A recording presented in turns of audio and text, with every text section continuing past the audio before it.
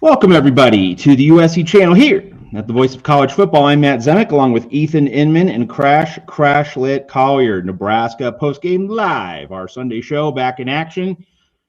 We had a week off. USC had a week off, and at the beginning of this game, it looked like USC was going to continue to take time off, but thankfully the Trojans did regroup.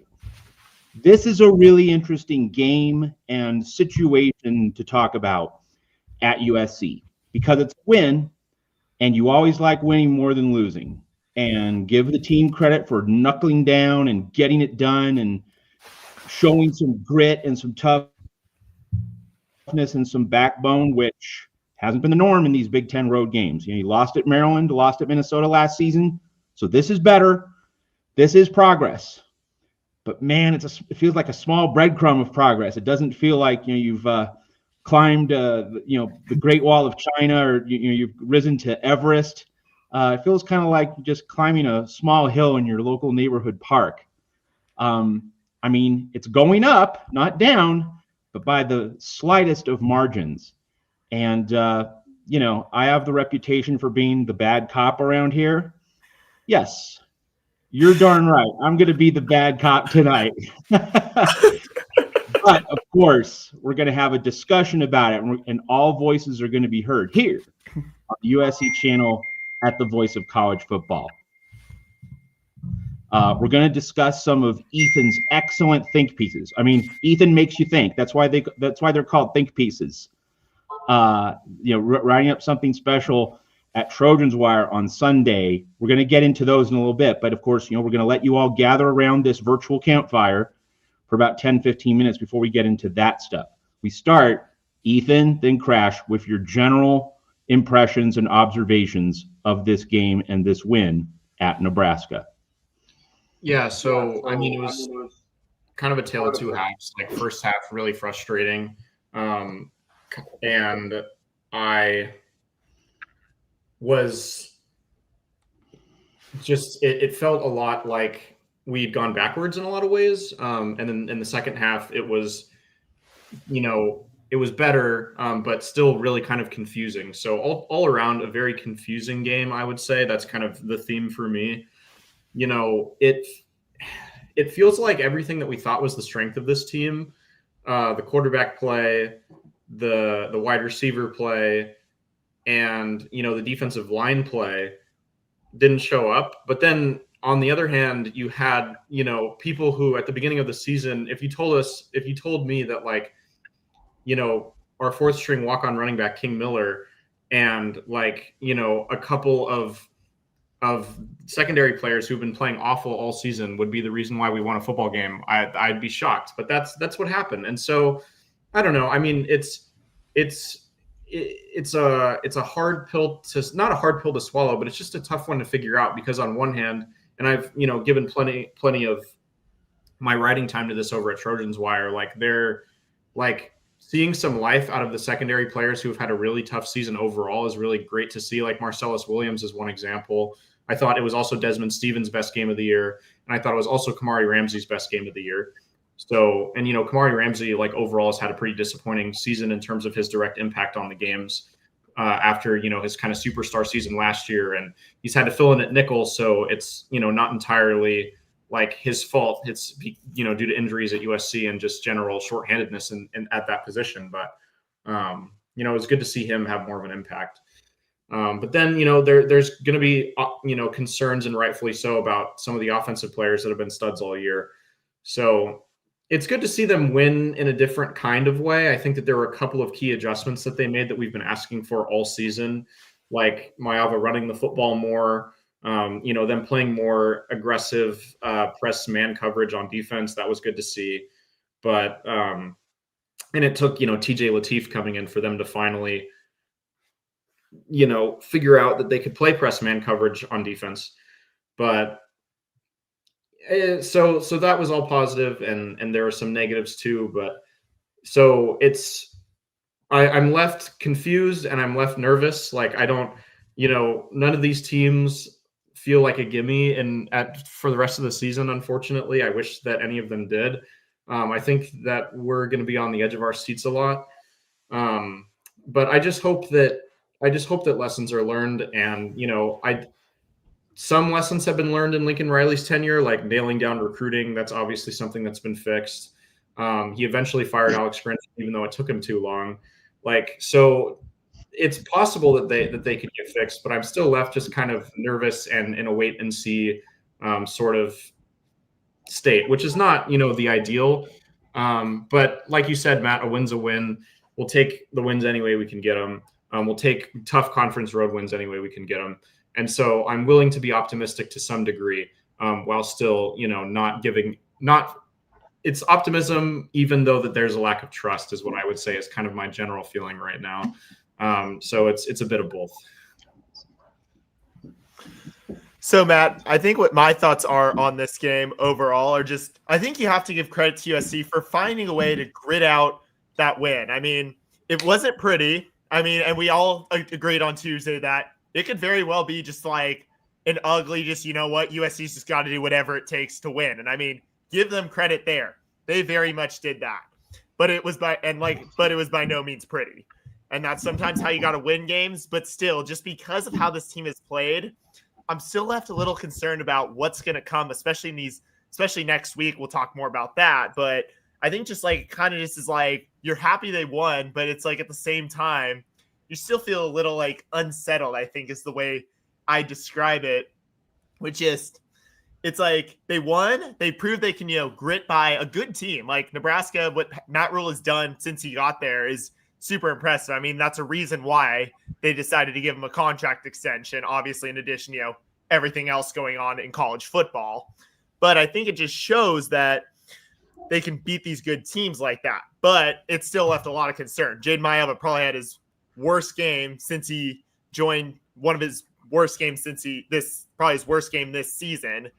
But obviously still, I think there's just a lot of stuff that, wasn't working. I was really concerned, like, was Nebraska just going to completely just slice the defensive line apart? But then obviously, they pulled it together, especially in the second half, especially after, Dylan Raiola went out, wishing him nothing but the best in his recovery. But I was still just, even though it wasn't pretty overall, and there are a lot of things I think that I'm just like, I wish they could, do better, especially in that first half when, they just couldn't get anything going. Where probably you could argue only Ryan Sairi was maybe the only bright spot since he made both his kicks.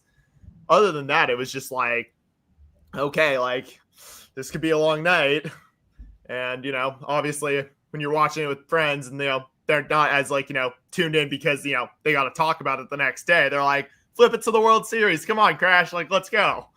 But like I said, just super impressed they got the win, but just unsettled about how they got it. I guess is like, that's kind of just my overall takeaway from the game, really.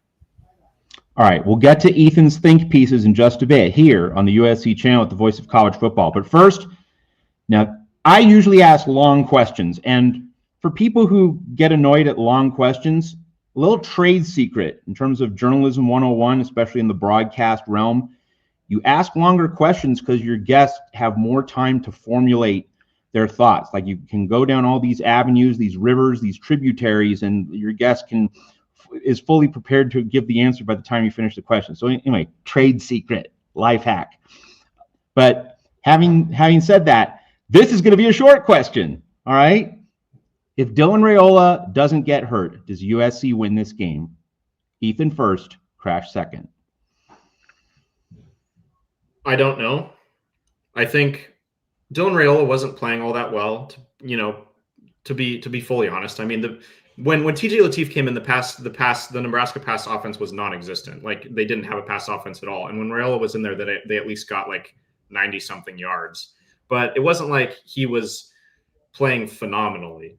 So, and I think if I was a Nebraska fan, the reason that I would be frustrated today is that it feels like Nebraska could have still been somewhat effective on offense with TJ Lateef if they just called different plays. Like I think that if they would have, called more quarterback runs, run a lot more read option type plays, because TJ Lateef is a better runner than Dylan Raiola. That was like the one strength that he had over Raiola. And it kind of made me a little bit nervous. Like the first time he ran the ball when he came in the game, I was like, well, Raiola couldn't throw and this guy couldn't throw, but this guy can run. So maybe we're in trouble. And then he turned out to, they didn't call those plays. And USC was able to focus on him at Johnson and play aggressive defense, and it worked. What a surprise. It's what I've been calling for all season. But I don't know. I don't think that it's clear, and that's a little bit concerning because Dylan Raiola is not that good. And so, yeah, I don't know. I agree with Ethan, Matt. I think it's like you just don't know. It's hard to say like what could happen, especially because I think USC did play better in the second half, but at the same time, part of that was because Raiola was out, and Ethan made some great points about they were kind of trying to use Latif more as a runner, but then kind of went away from it. So it's really hard to know. I mean, I'd like to think USC would win, but it's just hard to tell. Just, and I've been wondering that too. Like, what does happen if, that injury doesn't happen? Like, that's been one question that's been hitting me, especially as I've been, prepping today, as I was watching the game last night and prepping today, was just what happens if, Dylan Raiola doesn't get injured. So it's hard to say really. So I think it could have gone either way. I think it's just as much a toss-up whether Raiola gets hurt or doesn't. And I think that's a good way to leave it. I have my own opinion. I'm actually going to shelve my opinion on this one. I'm going to let you two guys speak for the panel here. We don't know, and that is a commentary in itself that USC might have needed him, maybe not, but we're not sure. So that just shows that there's something to be desired with the standard of play that USC has established. All right, it's think piece time here at the Voice of College Football. We go to Ethan Inman's stellar work. He wrote some compelling stuff on Sunday at Trojans Wire. We're going to get to his other pieces in a moment, but first, start off with the big one. This is the big question in my mind for USC football. Husan Longstreet, Jaden Maiava, and the quarterback situation.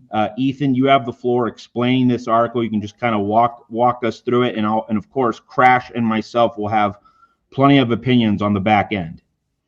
Yeah, so there were plenty of calls that I saw on social media for USC to, bring Husan Longstreet into the game when Maiava was really struggling, to start him over Maiava, et cetera, et cetera.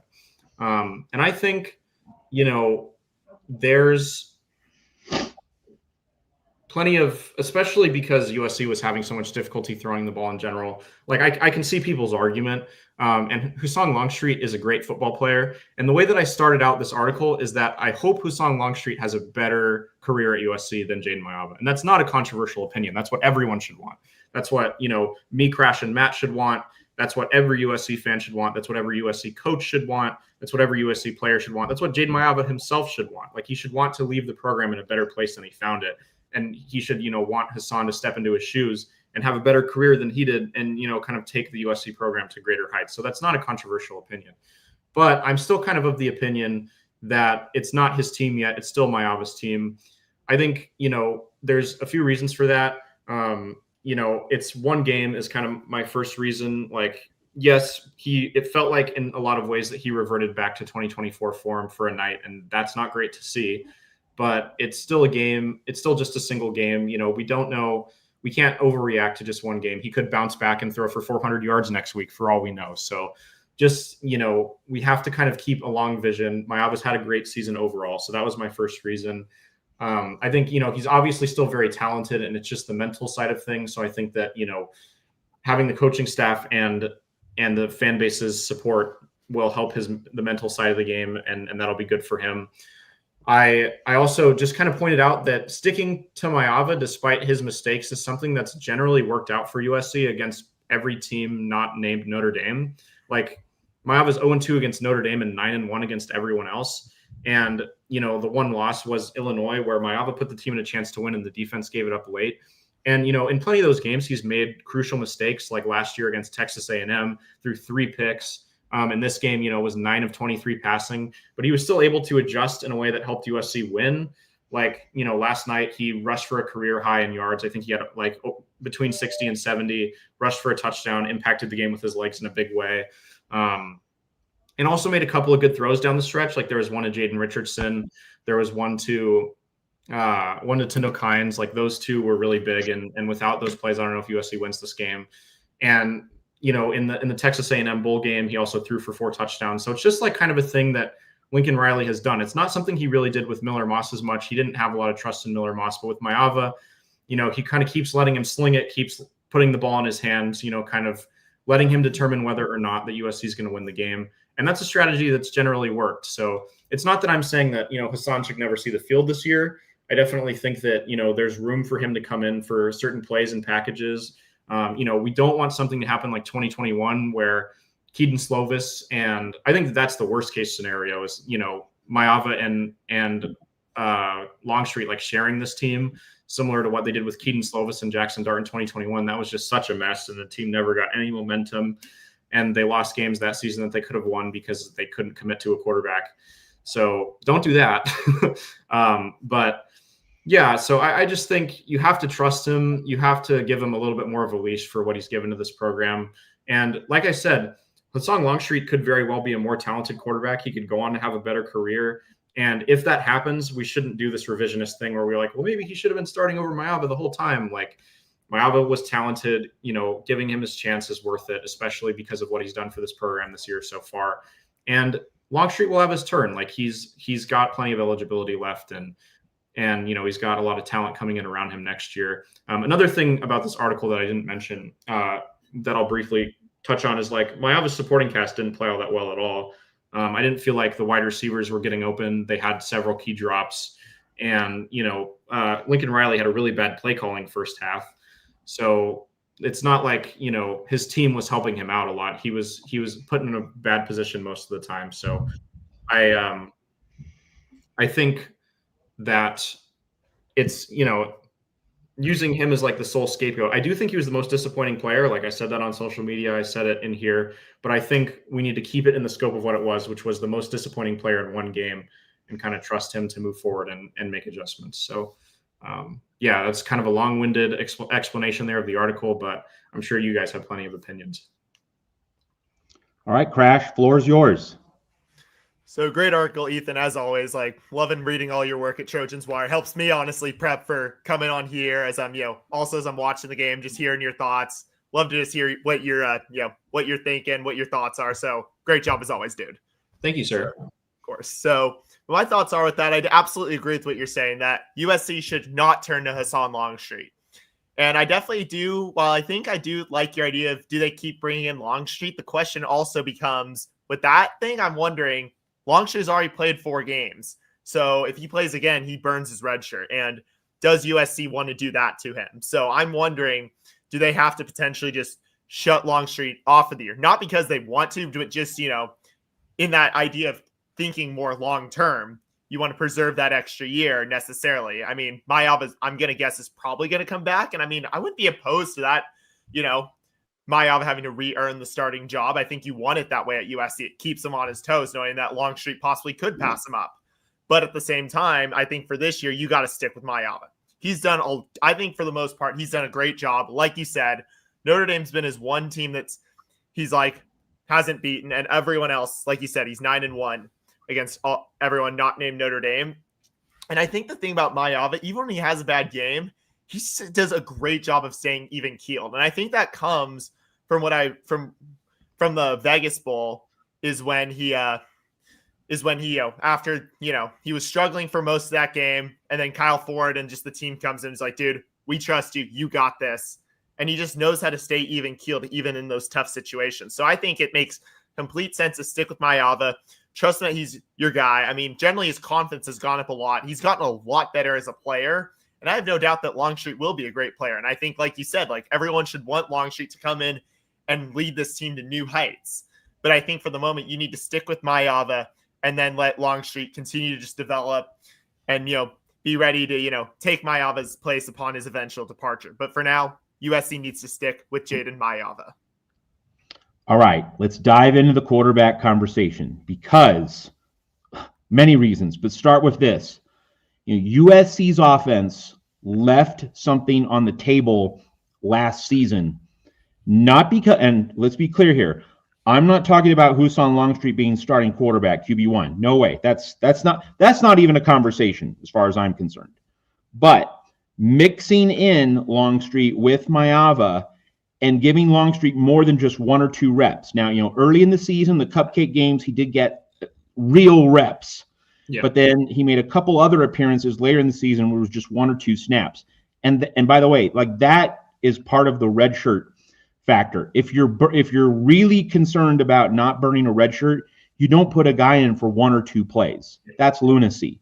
So as far as I'm concerned, the coaching staff has already pot committed to continuing to insert Longstreet in games. And with the college football playoff within reach, not saying it's likely, but it's still on the table, you got to be playing Longstreet more, not less. But I go back to 2024. It was never the case that Lincoln Riley needed to make Jaden Mayava the starter. Well, not until like the season was gone, and then you had to give Mayava reps in November, see what you have, give him a few test drives, set the stage for the next season. But like when the playoff was still viable, middle of October, it was still entirely appropriate to play Miller Moss. And like he performed well against Penn State. He performed well in some other games. So I'm not second guessing that. But we know Miller Moss was not a dual threat. He didn't have running ability. Not having Jaden Mayava on the field for let's say 10 to 15 snaps per game. So he's not QB1. He's not even getting most of the action, but it's more than just a cameo. And you're continuously reinserting him. Think of the New Orleans Saints and the way they use Taysom Hill. He's not just playing 1 or 2 plays. He's continuously entering the game as a Swiss Army knife type change of pace quarterback, and it can make a real difference. It did make a real difference under Sean Payton, when Drew Brees was there with the Saints. Lincoln Riley left points, he left offense, and he might have left wins on the table by not integrating Jaden Mayava into the rotation with Miller Moss in a fashion similar to that. And I think given that Mayava did regress against Nebraska. Now, I'm not saying Mayava's regression is permanent or is going to be permanent, not going down that road, but he regressed against Nebraska. We can all agree on that. And so, the World Series just ended. What do you do when your starting pitcher is losing steam? You go to Yoshinobu Yamamoto. you go to your hammer, whether it's a bullpen arm, which was really last year's Dodgers, or this year you go to Yamamoto, Glasnow, Snell, one of your other starters. If your big dog, your ace, is on it, we're not having a conversation. But if he loses steam, like Ohtani, right, you need to go to that pen earlier rather than later. Okay, we can all appreciate the comparison there. So to me, it's time for Husan Longstreet to get those 10 to 15 snaps. And one other very specific point to drill down on, and I want to get your guys' opinion on this. How do you mix it up these next 2 weeks before the Oregon game? Because we all know the Oregon game could be the ultimate showdown for the playoff going up to Autzen Stadium in Eugene. I mean, Ethan, I wouldn't necessarily say Northwestern's a gimme, but it's a likely. and Iowa should be more contentious. That's a game you can't really just say, oh, we're going to win, but it's at home. So I would still favor USC's chances. Yeah. That really, to me, is the question. How much should Husan Longstreet play against Northwestern and Iowa? One other nuance to add before I send it to Ethan and Crash. If he's playing 10 to 15 plays, what does that mean? It means he's going to throw the ball, because you cannot put him in the game with the defense knowing it's going to be a running play. You have to put something on film. Doesn't have to be a lot, but it has to be something, right? And you need to have Longstreet firing some live bullets. You need to get him into a real game flow so that he's not just reading a defense, but he's throwing passes against a live in-game defense. And it doesn't have to be exotic. You don't have to just run these gadget plays for him. No, just run some basic plays. So, Ethan first, Crash second. What do you think the mixture of Husan Longstreet should be for Northwestern and or Iowa? Yeah, so I think you should play him. And I don't think saving his red shirt at this point really makes any sense. I think that, he's a real competitive guy. That's all we've heard about Husan Longstreet ever since he joined the program, is that he is the hardest worker on the team. He, wants to play. He stands there on the sideline every game with his helmet on, like he's ready to go in every single play. So I am 100% in on letting the kid play and not, worrying about keeping his red shirt, because if we get 3 years of Hassan Longstreet, that'd be awesome. If we get 4 years, that'd be fantastic. We don't need to be like, keeping him under wraps because we think we're going to get 5 years out of him. I don't think that that's realistic. I think if we do that, he's going to transfer out anyway, because he's going to go somewhere where he can play, because, ultimately I think his goal is to get to the NFL and to play there. So I don't really think keeping him in bubble wrap for the rest of the year makes any sense to me. As for the play mixture, I think you hit it dead on, Matt. That's what I was going to say, is that he needs to throw the ball. You can't just put him in like, the issue with the one play he played against Notre Dame is everyone in the entire stadium knew that he was going to run, and it still almost worked. The snap was too high from John Ray Reed, but like you would have had an even bigger advantage if like they'd even thought for a half second in their mind that maybe he was going to throw the football, which you haven't really seen at all this season in any of those situations. There's been a couple of times, and I think the most recent time that I can remember this happening, there was like a timeout or a penalty called, so the play didn't happen. There's a couple of times where they brought Longstreet in and like split Maava out wide, and they've done it on Wildcat plays too, but every time they do it with a Wildcat play, it never makes any sense. I don't think that they've really done it since Waymo got hurt, but there was times when Waymo like lined up in the Wildcat and then Maava split out wide. Like maybe, do that with him and Longstreet, maybe, have them both in the backfield, handing it off to each other, pitching it to each other. I don't know. And then, you have kind of the RPO created out of the pitch, which could be interesting. But yeah, I mean, he has to throw the football if he's in for that much. And I think, again, like going back to my point about 2021, the main thing is not like, like if Maava's struggling like he is last night, like giving Hassan Longstreet an entire drive feels potentially destructive. Like that's where I would be like, okay, like that seems like a little bit too much. Like if you want to put him in for 2 or 3 plays at a time, great. I wouldn't ever like pull him in the sense that like, we're going to let Maava sit for a drive. Like I think you need to keep, because I think that would be really harmful to Maava's confidence. And like I said, I think Maava's confidence is the biggest kind of X factor into whether he plays well or not, because I don't think he was confident against Nebraska. And I think that that's probably the biggest reason why he didn't play as well as he normally does. So yeah, just like work him in within drives. Don't don't switch them out for an entire drive or 2 drives or whatever. And yeah, make him throw the football at least once or twice. So Matt, you talking about, Jade Maava playing and Miller and potentially using him more last year actually made me think about what Urban Meyer did with Chris Leak and Tim Tebow at Florida in 2006. And this is something I mentioned on a podcast I was involved with last year for Annenberg, was what if Lincoln Riley had used Miller Moss to get the team down the field and Jade Maava to finish the drives? Like basically like, how he was with Tebow. It's like Tebow goes in basically when they get in the red zone and basically gets it in. And obviously that was a little different because, Leak was generally just, the typical pocket passer, whereas Tebow is the mobile dual threat quarterback. So I think it worked there, especially, with how creative, that Dan Mullen and Urban Meyer really got with Tebow when they had him in there. I mean, hell, they even were doing a couple jump passes. Like, have you ever seen that before? Yep. Remember those. So I just bring that up to say, like, I was wondering if they could have used that there. But I feel like it's a little bit different here in 2025 with USC, when you consider that both Maava and Longstreet are both very dual threat mobile quarterbacks. So I'm wondering, like, I'm not saying you can't, but it's like, would you even need to do it because Maava has the dual threat ability that Moss doesn't possess and didn't have last year. So I'm not saying you can't use them. And maybe obviously, if games like, Maava's just not playing well, sometimes you just have to make that snap decision.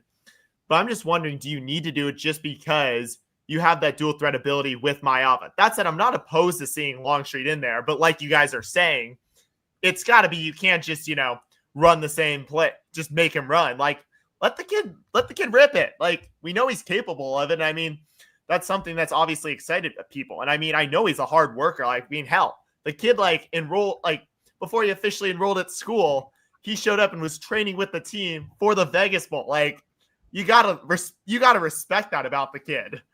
But at the same time, I'm just wondering, I think if you do that too much, I mean, I'm not saying I'm not opposed, but could that even just damage Maiyava's confidence if you're having him in for more than a couple plays? And I don't think you necessarily need him in the red zone to finish the drive. Yeah, so this brings up a lot of nuances. Maybe Husan Longstreet is that Tim Tebow red zone specialist in shorter spaces. And Crash, you make up a good point. It's not exactly the same as Maiyava Moss, because Moss was the drop back quarterback in the Chris Leak mold, and this is different. But it leads into another vein of thought, and that is we finally did see Jaden Maiyava run the ball. Now, it wasn't necessarily on planned runs. Some of this was improvised scrambling, but nevertheless, Maiyava did become a little bit emboldened in that regard. But he did not perform as well as a passer. So it could bring up the thought, I'm not saying it proves it or affirms it. I'm saying it could mean that asking Jaden Maiyava to do more, to be more dynamic, might not be the best thing for his passing game, because he's thinking a little bit more about running. He's not as dialed in as a thrower, and so Longstreet could be the guy who is a more aggressive run first type option, who then looks to throw, but Maiyava looks to throw first and then run, so you can still get some differentiation there. And also, Crash, you brought up Urban Meyer at Florida. Because I'm an old man, I remember Steve Spurrier switching up quarterbacks in the 1990s. Doug Johnson with Noah Brandeis beat number 2 Florida State in 1997, excuse me. And he would put in Eric Kresser to throw a fade pass to Ike Hilliard or Riddell Anthony for 1 or 2 plays in the mid-90s, relieving Danny Warfel for just a play. And part of seeing those quarterback rotations where one guy comes in for 1 or 2 plays, it's just you're giving the other quarterback a bit of a mental health break. You're kind of saying, you know what, you don't have to do everything. We have specialists, we have other players who can do certain things. And we're not asking you to be everything, do everything. That could be, the part of the rationale for integrating Husan Longstreet into this offense in a meaningful way. You're sending the message to Jaden Maiyava, not that we lack confidence in you, but you know what? Your performance is lagging.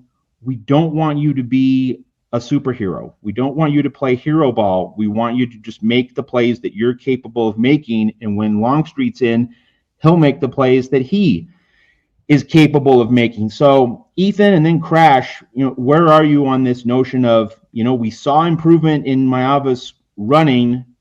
Did it come at the expense of passing, or is that kind of just a false dichotomy there? Ethan first, Crash second. So first of all, I'm still thinking about the idea of Husan Longstreet throwing a jump pass. I think if I ever saw that, I would cry literal tears of joy. I love Tim Tebow is maybe my favorite college football player of all time that didn't go to USC. So that would bring back some incredible memories for me.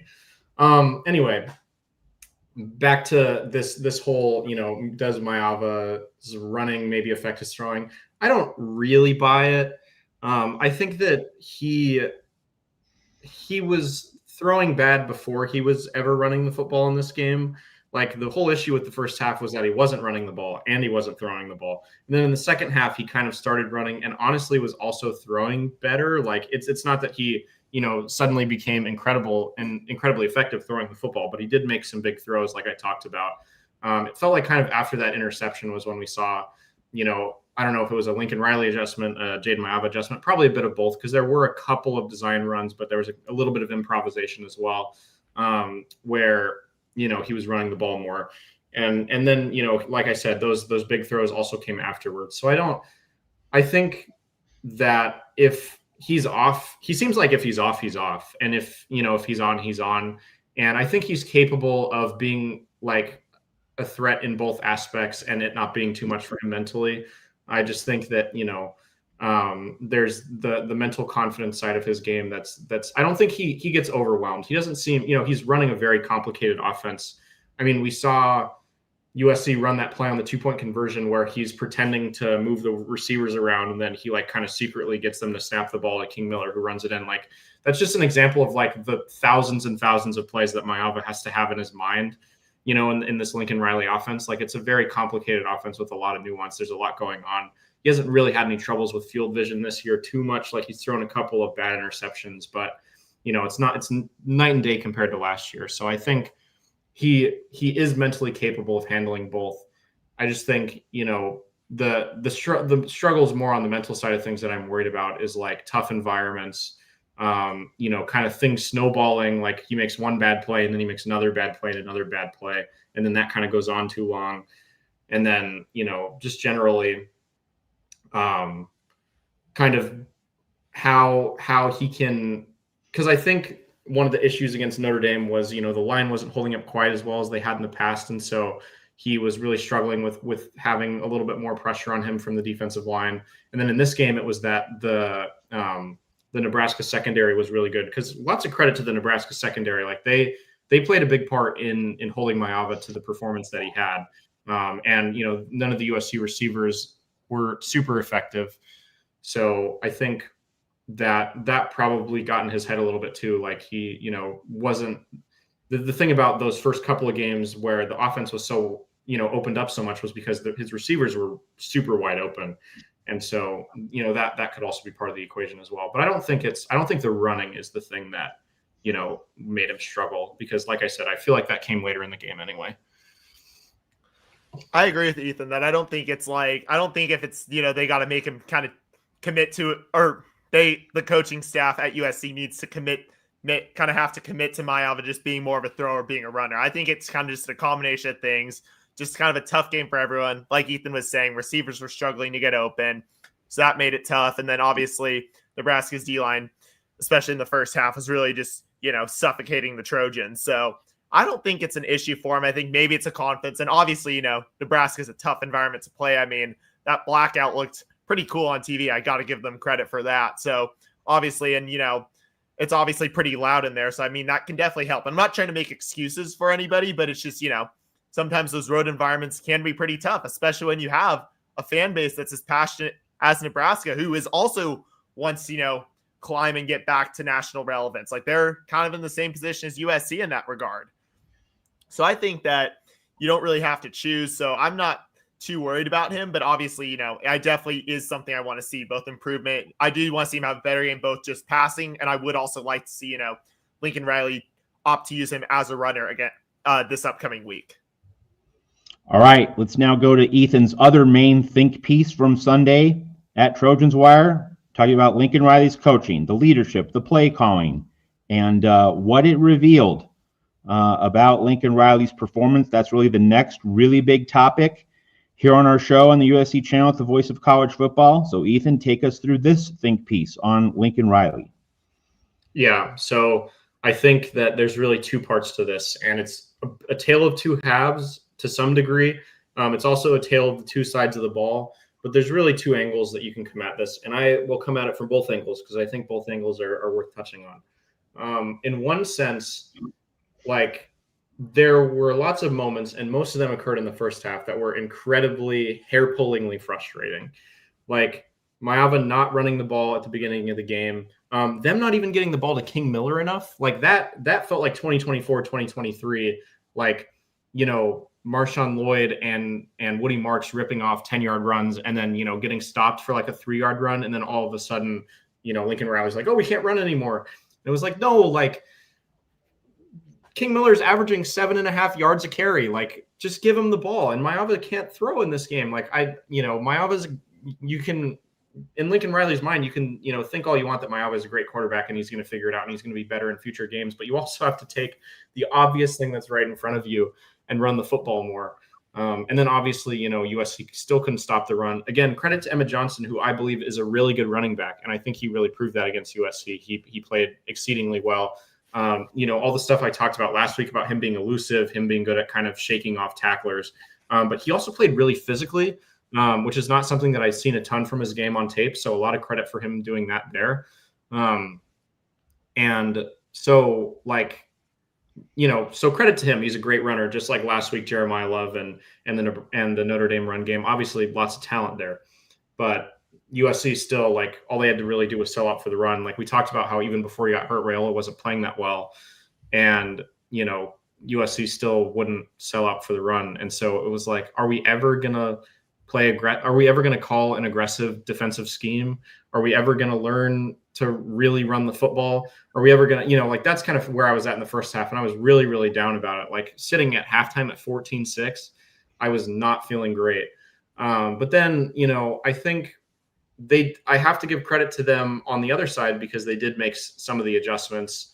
Like I said, they did finally, like Maeva finally ran the ball, and it was like, wow, finally, we've been calling for this all season on the podcast, and we're finally seeing it, and it's working. Oh my goodness. They gave King Miller the ball most of the time, and they kind of allowed him to carry USC's offense to enough points to win the game. When TJ Lateef came in, they put all the pressure on him, which it was like, yes, the USC has been playing a lot of bad Big Ten quarterbacks, and a lot of quarterbacks who have been, if they're good, they've been putting up bad performances like CJ Carr. They still won't put pressure on people, and they finally did it. So it took way too long to learn it, both in the season and in the game, but they finally did. And I think, that's kind of the last bit of hope that people are clinging to about Lincoln Riley. Like, I am someone who, still remembers when Lincoln Riley came in 2022 and created a lot of excitement, and especially being a student during that time, like that was really, really awesome. And so I think, like, I want Lincoln Riley to come in and restore USC to like an elite level. And so I always come at my commentary about Lincoln Riley from that angle. Like, I would love for, USC to be like, Lincoln Riley's Oklahoma was, and better. Like, I would love for that to happen. Perennial playoff contender, perennial playoff attendee. And I hope that, and I tend to just believe in people and believe that, we're all human and we all make mistakes, but we can eventually, learn from our mistakes and be better. And so that's kind of what the hope that I cling to for Lincoln Riley. Though I don't trust him, and I would understand why none of you trust him. Like I said, I'm still nervous about the rest of the season. But like I said, if you want to be optimistic, which I know is not everybody's slant, the one thing you can kind of cling to is he did eventually learn it. So that's kind of what we're waiting for, I think, is can Lincoln Riley learn in the 11th hour finally the things that have held him back at USC? Can he kind of turn those things around? And, we've seen it a little bit, like with the recruiting, with getting Chad Bowden in there, finally returning USC to the number one recruiting team in the country, as where they should be with all the resources that they have being in Southern California. So, and like, can those other aspects like get sorted out? Will the defense learn that, hey, we can actually like play aggressive defense and have success? Hey, Jaden Maeva running will have success. So I think, we'll find a lot of that out over the course of the rest of the season.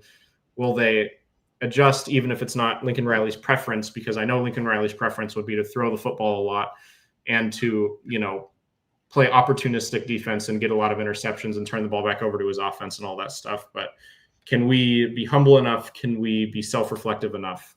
And I'd like to hope that he can. I don't know for sure that he can. I don't really trust that he can, but I am still clinging to a little shred of hope that he can. And the 2026 recruiting class is a big reason why, obviously.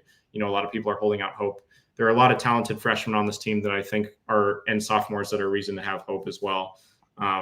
But yeah, can that be the case? And so that's kind of how I wrapped up this article, I would say.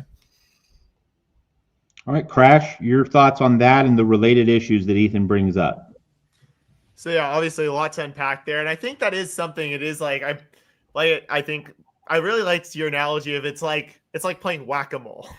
As soon as you solve one, another old issue pops up. I mean, it's kind of been a thing. Like, so I was like, kind of a great analogy, I thought, Ethan. I mean, dude, you come up with the best analogies. I mean, remember burgers and milkshakes? Like, that was great too. So Ethan with the analogies there, you got to just shout, yeah. But onto my takes about it, especially like, I mean, there have been some where it's like, yeah, it does feel like that. I mean, we've seen that kind of with like the offense, the resurgence of the offense this year, and then the defense regressing a little bit. And then also, but then the one that kind of does seem to be pretty persistent that kind of hasn't, it seems like, has it hasn't exactly been dealt with too much, or not to the extent that I'd like, is the running. And maybe that's partly because Wayman Jordan and Eli Sanders are both out now. So maybe Riley's still, trying to figure out, all right, how can I trust King Miller? But then again, you still have we don't have one. You have two quarterbacks capable of running and using their legs. We know that about Jaden Mayava and Hassan Longstreet. So we know that. But then also, I just feel like with the run, it's like I thought you made great points about just, whoever it was, Marshawn Lloyd, Woody Marks, Quentin Joyner, whoever it was, maybe the run game doesn't work a little bit. Riley just pivots away from it. So I think that's the big thing that I really took. Is just there's sometimes things where Riley's just like, okay, it's not working. We're done with it. When really it's like sometimes you got to be patient, especially at the run game issue. That one was the one that really that caught my eye in your article, Ethan, because that's just how teams win games in the Big Ten, is by just running the ball. I mean, I'm not trying to say you shouldn't use the pass and maybe be a little different, but running is how you win in the Big Ten. So whether that's with your running backs or a mobile dual threat quarterback, I really think that was the big thing that caught my eye. All right. I promised that I was going to be bad cop tonight. So this is where I become bad cop. The thing that really becomes apparent right now, at least this is the way it strikes me, with Jaden Mayava regressing and with these road games against better competition over the past month not being nearly as fluid, smooth, productive as the first month of the season, it's the schedule, man. Like, it is not a complicated take. It's not a complicated read. Missouri State, Georgia Southern, Purdue, Michigan State. Like, when we went into the season, I wasn't thinking Michigan State was going to be particularly good, but Michigan State is woof bad. Michigan State and Purdue, both the bottom three. They're slumming it out with Wisconsin at the very bottom of the Big Ten. Those are really bad teams. And so it occurs to me, and in watching this game against Nebraska, it just hit me right between the eyes. It was the schedule. At USC fattened up on the cream puffs, and as soon as the level of competition became better, stronger, tougher, the level of performance has gone down. So it's not as though Jaden Mayava is in a downward spiral. It's just, he's faced tougher competition. That it really is that simple. If you look at USC's aggregate stats, now I'm not like the ultimate nerd number cruncher analytics guy, but I would have to think that when you take away you break down all the different games that, USC's national statistical rankings are built on the back of mostly Missouri State, Georgia Southern, and also Michigan State, the 45-point game in the Coliseum. And if you compare that to, the past month, you're going to see the numbers weighted to the cushy start of the season in September. And so there's a parallel here with 2023. Soft front end of the schedule, much tougher back end of the schedule. But you also see something from 2024 in that, Miller Moss, good at home, not nearly as good on the road. You can make that parallel to a certain degree with Jaden Mayava this year. So Lincoln Riley is still a play calling genius and one of the great quarterback teachers of our time. That's not going away. But what seems to be improvement, overall evolution in late September, early October, here we are in early November. No, it wasn't that, Lincoln Riley did this amazing job. Now, he didn't do a bad job. He certainly had Jaden Mayava ready to play, and we were all impressed that, after seeing his football IQ not being all there against Texas A&M in the bowl game, to see him be so crisp and fluid and comfortable early in the season, that was obviously a plus, and Lincoln Riley obviously did some good work. So I'm not taking that away from Lincoln Riley. This is not taking something away. It's the extent of it, right? It's the degree to which people, and I include myself here, I'm guilty of this just as much as anyone else, if not more so. I was thinking Jaden Mayava had really, really evolved. He had evolved, but not nearly to the extent that I had previously thought. And so that's why I'm bad cop, is because the competition got tougher and we're seeing a leveling off in the overall production. 24 points at Notre Dame, 21 against Nebraska. This is not Lincoln Riley, click, clack, we're going to come into your crib and put 40 on you or 50.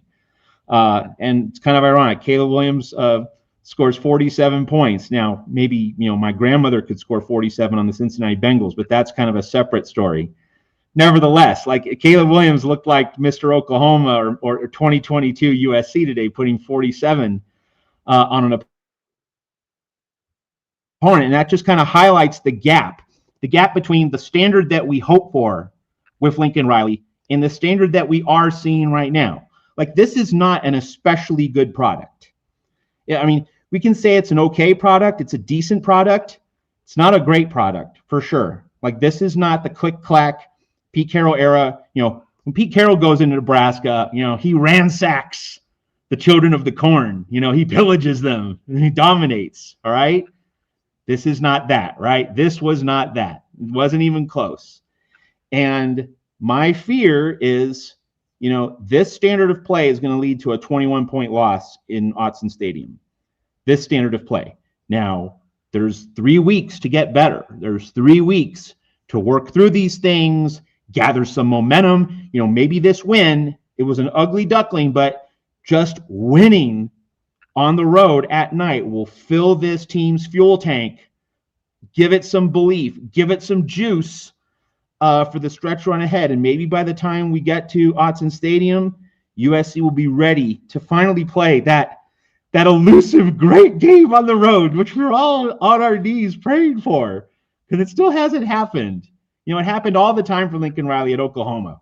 Goes to Morgantown, hangs 65 on West Virginia. He goes to Stillwater, Bedlam against Oklahoma State, puts up 62. Goes to Lubbock, hangs 59 on the Red Raiders. We're not seeing that at USC. We got glimpses of it in 2022 with some of those blowouts against Stanford and other teams, but since then, haven't really seen that.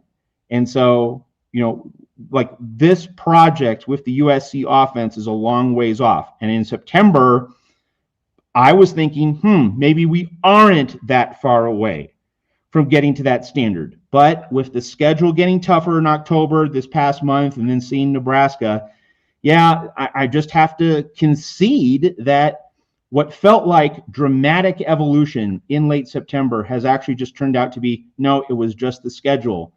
And the other really big reason for, I'm not talking about 2025 here, I'm talking about next year and beyond for Lincoln Riley. The other reason I remain firmly in the pessimist's camp, USC has not played Ohio State or Indiana last year or this year. Going to have to play those guys next year. You're going to have to play Ryan Day. You're going to have to play Kurt Cignetti. What then? Like, these have been relatively manageable Big Ten schedules. USC is not playing most of the top 3 in the Big Ten. So what happens when the schedule gets tougher and the standard's here? Like, I draw some parallels with what's going on with Mario Cristobal in Miami. Clemson and Florida State suck. Like, the ACC should be a layup, Hurricanes, and they are booting it. They are booting the ball. They are kicking it away. Like, that is just a massive wasted opportunity for Miami. Like, you should be owning the ACC, lock, stock, and barrel. Clemson and Florida State, they're both under 500. They're both going to be playing on ACC Network, which is just the most hilarious thing in the world. If you follow, college football litigation, realignment, courtroom dramas, all that stuff, but hilarity aside, like, Miami should be dominating the ACC, and Miami's not even going to make it to the ACC championship game. There's 6 teams ahead of Miami. And that's with all these NIL investments. That's with these high-end quarterbacks, Carson Beck this year, Cam Ward last year. So what happens when Florida State presumably is going to fire Mike Norvell and get a better coach? What happens then? What happens when Clemson and Florida State get it back together? Where does Miami going to go? That's the comparison with Lincoln Riley and USC. 9-3, which is what I think we're heading for this season. Not that it doesn't seem that bad on the surface, but to blow that Illinois game, which I'm going to be cursing, I think, all winter, assuming USC does go 9-3 and fall short of the playoff, I'm going to be cursing that Illinois game to no end. Illinois did not turn out to be nearly as good as thought, and that is a nuance that needs to be stressed here. If Illinois played like a top 10 team and USC lost, that's one thing. It's like the World Series. The Blue Jays lost, but man, they gave it everything. And so sometimes you can play great and you still lose because the other guy is just a little bit better. I use the Federer-Nadal Wimbledon analogy. Like, you play an all-time classic match, game, whatever, and you still lose because the other guy won the final point. That's different. This is, the Big Ten is mediocre. There's a lot of fat, a lot of slop. Like, Michigan barely beat Purdue. So that result, the USC Michigan result, it was a lot more about Michigan than it was about USC, because Michigan barely beat Purdue by 5 at home. Michigan ain't good. So USC going 9-3, if you told me before this season, probably wouldn't have been too disappointed. But then you see how mediocre Illinois is. You see how mediocre Michigan is. You see that this is not one of Marcus Freeman's best Notre Dame teams, and you're still leaving these games on the table. Next year you have to play Ohio State and Indiana. And next year, other teams that aren't that great now could be better. What happens then? The margin's going to shrink. So that is part of why I'm the bad cop and why I am still very much a pessimist about USC. Like, the level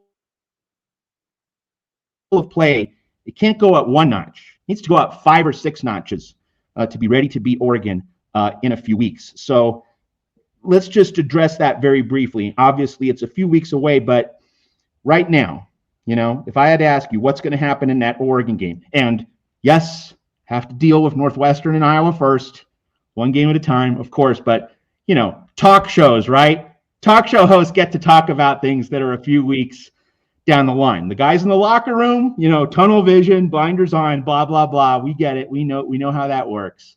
But I can ask Ethan and Crash right now. Let's say scale of 1 to 10, or however else you want to chop it up, your level of confidence for USC at Oregon in 3 weeks. Ethan first, Crash second. Right now, I'm at like a 3. I think the only reason I'm not at a 0 or a 1 is because the defense played better against Nebraska. And not just the defense, but the defensive secondary. Like I said, I think it was you can read my article on Trojans Wire about this, but it was easily Marcellus Williams' best game, which Marcellus Williams has been one of the most frustrating players on the defense all season long. And so to see him come out and play well, and remember, he's just a redshirt freshman, so he's still got a lot of room to grow. There's, like I said, I'm someone who likes to hold on to hope about people, so I hope that he can turn into a star for USC. So that was really great to see. Desmond Stevens, also another young player, linebacker, who's been really frustrating to watch because, he's not very decisive. And it feels like USC has Jaden Walker behind him and isn't playing him enough. But he went out and played a really great game. And then Kamari Ramsey, it was like, oh, Kamari Ramsey is hitting guys behind the line of scrimmage and, making big plays. Like, oh, it's the Kamari Ramsey we all know and love. So I think because of that, and, it was not DeCarlos Nicholson's best game, but he's been pretty solid all season. So I think that was great to see. Like, it felt like a return to the defensive line didn't play that well, which is a little concerning. Like, the Nebraska offensive line, especially in pass protection, is really poor, and they went out and got 1 sack. So that's not great. It's like I said, it just felt like a return to 2024 form. Like, the strength of the team was suddenly the secondary, and the defensive line couldn't do anything, and the offense couldn't really do anything except for running the football. But the secondary was great.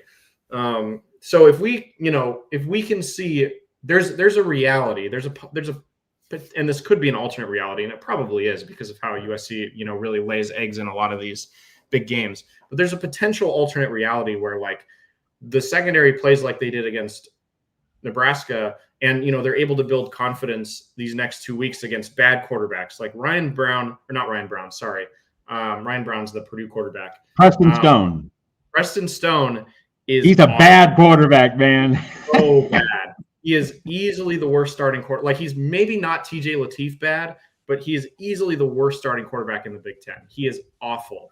And then Mark Gronowski would probably be as bad as Preston Stone if they let him throw the football as much. Like his stats are way lower than Preston Stone because they're so intent on running the football. So he doesn't look as bad on paper. Well, unless you're a big yards guy, which that'd be a little concerning if you're just looking at yards in 2025 for evaluating football players. But Mark Gronowski is not, he's bottom tier Big Ten quarterback. Also, he's not very good.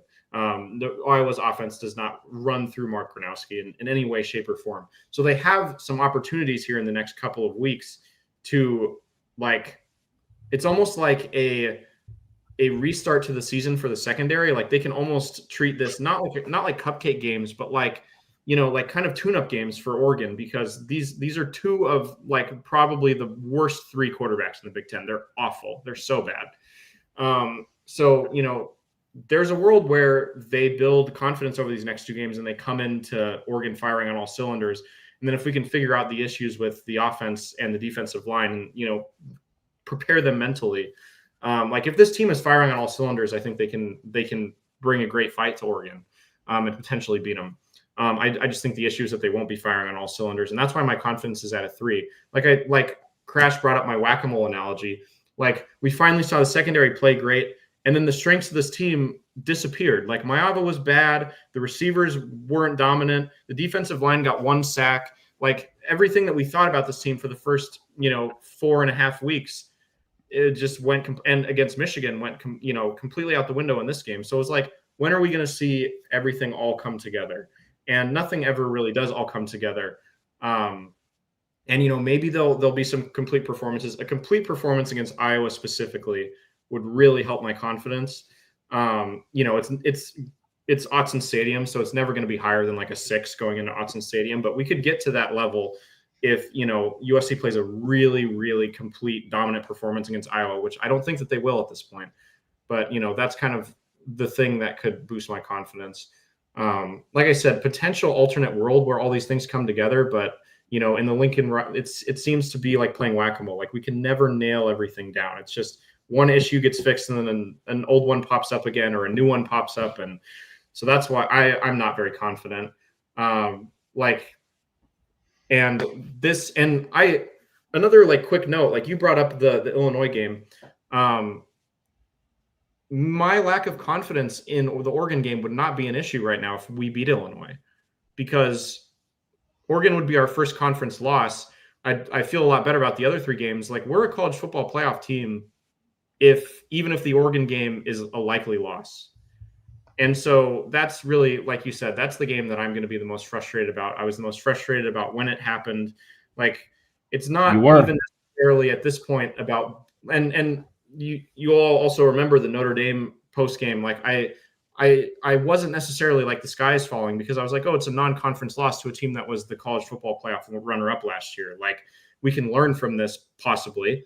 The USC learning from this thing doesn't always happen, like I said, and it's like playing whack-a-mole. But the Oregon game shouldn't be as big of an issue as it is, and we wouldn't be putting ourselves in such a tough position if we beat Illinois. So I'm not very confident, and I wish it didn't matter is kind of the place that I'm at right now, to be honest. So I'm pretty nervous, probably about 3, right about where you are, Ethan, about it, just because of how they played. And Matt, one thing I took note of during your rant was you talked about just kind of the soft front end of the schedule. At a point that Brian Jacob made in the chat about 15 minutes ago that struck me as you were talking was he said, shouldn't have backed out on the Ole Miss game. It was in the Collie, for Christ's sakes. I bring that up because I'm just wondering if USC had played that game. I'm not trying to get into whether or not they should, but if USC plays that game, even if it's a loss, we will have a better idea. We'd probably have a better idea now of what to expect going forward for every game, probably. Obviously, they'd probably take care of business against all the other cupcakes on the schedule, like Georgia Southern, Purdue, Michigan State. And then we'd probably have a better idea going into the Illinois game, the Notre Dame game, even this Nebraska game, kind of probably could have made us all right, this is what we can expect from this team. And the same applies with these upcoming games. Like, we can probably feel pretty good about Northwestern. Not sure what'll happen with Iowa. But then I'm also, but then we'd probably also know, like, all right, what can we expect with USC going into Oregon? Because win or lose that Ole Miss game, if it were to happen in an alternate universe, we just have so much more information about this team. So I really thought that was an interesting point that Brian brought up in the chat, and that's why I wanted to highlight it as part of my argument of why I'm kind of nervous about Autzen, in part because I just don't know what is going to happen on a week-to-week basis with this team, and it can put you a little bit on edge, make you a little bit nervous as a fan. All right, we have more coming at you on the other side of this here on the USC channel at the Voice of College Football. But first, a word for our sponsor. We will see you in 1 minute. College football is even more exciting when you've got some action on the line, and the games are even better when you're cashing in. And the Voice of College Football is the place to be to get the greatest value. Start with my picks. 75% against the money line, 58% against the spread, and I've got a 40-plus year track record. 11-0 in the college football playoff for me last year against the money line, 8-3 against the spread. And I'm just the warm-up act. Steve Merrill of Wager Talk is our ace in the hole, show stopper. 7 years with the Voice of College Football, over 30 years in the industry. Steve gives us analysis on all the big games, but you can't miss Steve's weekly under-the-radar pick. 28-12 against the spread the last 3 years. You also get picks from some of our top analysts here at the Voice of College Football, including Corey Bratta, Matt Zemek, and Steve Dace. Check out those numbers. Become a YouTube or Patreon member for just $99 per month. Go to the main channel on YouTube, click join, and then select the betting tier. Do the same thing on Patreon. Make 2025 a winner now. And you can catch Mark Rogers' National College Football Show here at the Voice of College Football 6 nights a week, Mondays through Saturdays, 10 p.m. in the East, 7 p.m. in Los Angeles, and the rest of the West. And we remind you, you want to support the channel, get those VOCFB USC merchandise items, caps, the camo version that Ethan continues to model, shirts. There's also tumblers, coffee mugs, lots of different things. VOCFB.com/shop. And if you get a USC branded VOCFB piece of merch, that helps us. It helps the USC channel. It helps the Voice of College Football. And then the other way that you can support our channel here at the Voice of College Football, memberships. So you go to our homepage, USC at the Voice of College Football on YouTube, click the join button that's right in the middle of the screen, and you join at the middle Heisman tier, the top national champion tier. You get those bonus cuts. So exclusive insider access to various segments. I think Ethan, Crash, and myself have done about 10 of them. Mostly football, but also some on USC basketball. USC basketball season is starting. A little bit more on that later. So you go at the Heisman tier or the national champion tier, you get the exclusive insider access to the bonus cuts. So you get the chance to bring your fork and knife and tuck in here at the Voice of College Football, supporting our channel. So final segment of the show, gentlemen, is there anything else that we don't want to leave on the cutting room floor? Other observations? We really wanted to drill deep for you, our audience, our loyal Trojan fans, on the quarterback situation and on the job Lincoln Riley's doing, because those are the two big picture paramount questions. Ethan, I know you like to take notes. Is there anything else in your notebook that you want to share with our audience before we go? Yeah, I mean, I've seen a lot in the chat that I kind of was thinking about as well. I think there's something to talk about in terms of the wide receivers. This is really the second game in a row where Mekhi Lemon and Jacoby Lane have struggled, relative to their standard. And it has partially to do with Maya's struggles. If they never get the ball, they can't really do much with it. But they also both, dropped the football and, like I said, had issues getting open. And this is the second straight week where they've played a better secondary and have been effectively taken out of the game. So I think that is something that we could talk about in a little bit more extent. I love talking about Ryan Sayeri, so we can do that as well. He's absolutely nails. And I saw a quote from him after the game that I absolutely loved. He probably has the best mentality on this football team, which, I'd love for some of our more important players that are on the field more than him to have this mentality. But he said after the game, in terms of why he doesn't celebrate his kicks, the delivery man doesn't celebrate when he makes a delivery. It's my job to make kicks and kick kickoffs. Like, that's just awesome. What a quote. What a quote.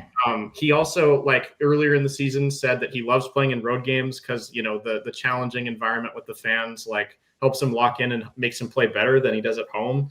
So just and he's backing it up with great football. So it's, I have all the confidence in the world in Ryan Sayeri. He's probably the person on this team that I'm the most confident in because he's the most consistent performer. And it's a little bit like Eddie Czaplicki last year. You kind of, while you appreciate their individual talent, you're also a little frustrated that the best player on the team is someone who kicks the ball and not someone who throws, runs, or, defends it. But it's still, it's worth appreciating to some extent. So those are a couple avenues we could go down. If you want even more avenues, obviously we're running a little short on time, but we could get $150 super chat in there. Always want to throw that out there. But those are kind of the two that I feel like we didn't touch on. We can also, like I said, it's simultaneously some of those players not stepping up, like Lemon and Lane, Mayava. But then some of the younger, less heralded players, King Miller, we probably didn't give enough airwaves to, just another incredible performance. You had his brother, Kalon Miller, come in for Alani Noah and play a great game. The two defensive players, Desmond Stevens and Marcellus Williams, playing their best games of the season in their careers. That being amidst a game where it didn't feel like Eric Gentry was incredible. He wasn't awful. He still had a bunch of tackles, but it didn't feel like he was as directly impactful on the game as he's been in other games. So I don't know. There's also an angle you could go down there of Tanook Hines also is another guy who I thought had a solid game. He only had a couple of catches, but he has, I think, consistently improved. And, as someone who against Notre Dame also had his best game of the season while the other guys were struggling. So there's maybe an angle there of some of the veterans are struggling. Some of the veterans don't seem to have it locked down entirely mentally, but some of these younger guys have stepped up in the bigger moments. So maybe that's promising for the future. Maybe they'll continue to do that. Maybe they have the right mentality figured out. I don't know, but so there's a lot of nuance there. But wherever you guys want to take it.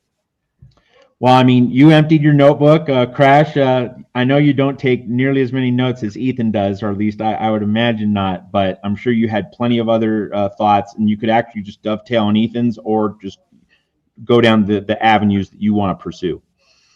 Well, I think Tanook Hines, I kind of agreed. Ethan brought up some good things we haven't really discussed that have kind of been, I guess, either notable or just sources of frustration for fans over the past few games. And I think the wide receivers, again, obviously, I think obviously it is an opportunity with Northwestern coming up for these Lemon and Lane to have better games. But I have been impressed with Tanook Hines being kind of that go-to number 3 guy in the receiver room.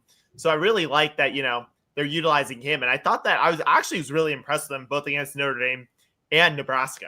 And as for Ryan Sayeri, I love what he just said about how it's just not my job to celebrate. It's my job to do my job. I love how he just has the whole Nick Saban, Bill Belichick, do your job mentality. I like that. That is you know what? He focuses on what he is on the team to do, and that's to make his kicks. And he's been doing a great job. And I think the comparison to Eddie Czaplicki last year, Ethan, was terrific because it just shows just how crucial he's been. Not just on the extra points, obviously. I'm happy to see him, going out there and getting, tacking on the 7th point each drive. But I think for the field goals, when the offense has been coming up short, that he's just, confidently walks out there, ball snap to the holder, and he drills it. He does his job. So I think just really I really like the 2 points you brought up. So I really just kind of wanted to kind of dovetail on those. Those are kind of my thoughts. But obviously, yeah, I think there's definitely, those are 2 areas where I've definitely, I feel like they've been notable or just been frustrating.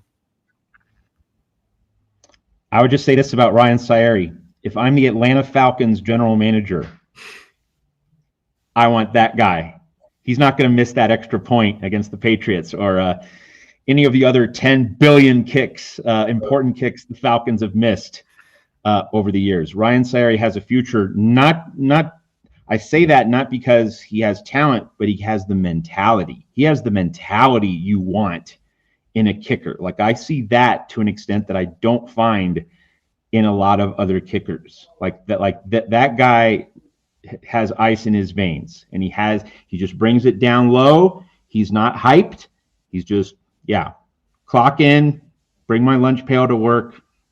You want that mentality in a place kicker. All right, so end of the show. We've gotten to the housekeeping portion. So here's what's going on. And, basketball season is starting. So on Tuesday, when we do our Northwestern preview show, I'll be here. Ethan will be live blogging USC basketball for Trojans Wire because, I'm a nice guy. I want Ethan to get paid. So he gets paid for live blogging basketball.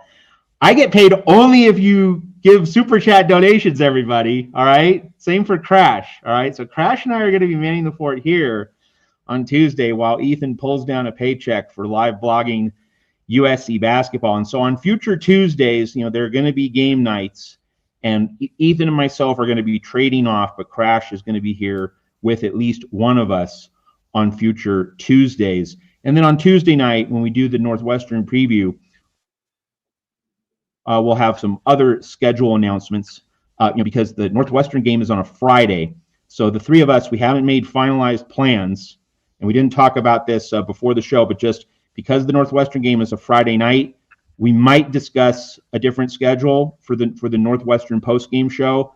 So we don't know when that's going to happen, but we're going to have a discussion about it. So it might be Sunday at 5, but it might not, because a day and a half might be a little stale. But the three of us are going to discuss, over the week what we want to do with the postgame for Northwestern. But we will be coming at you for our Northwestern preview, same bat time, same bat USC channel, 10 p.m. in the East, 7 p.m.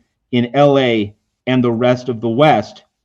USC still in the running for the college football playoff, but a lot of work and a lot of improvement needs to happen. And finally, before we go, Jackson Johnson, a guy if you know the voice of college football, chances are Jackson, like everybody's friend and the hardest worker in the building. Jackson Johnson gifts our friend Jeff Rodriguez with a YouTube membership. So Jeff Rodriguez has access to those bonus cuts, fork and knife. Jackson Johnson, thanks for all that you do for the voice of college football, including here at the USC channel. So for Ethan Inman and Crashlet Collier, that's our Nebraska review show. I'm going to see you with Crash Tuesday for the Northwestern preview, and we have so much more coming your way on the USC channel here at the Voice of College Football. Fight on, everybody, and let's improve in November.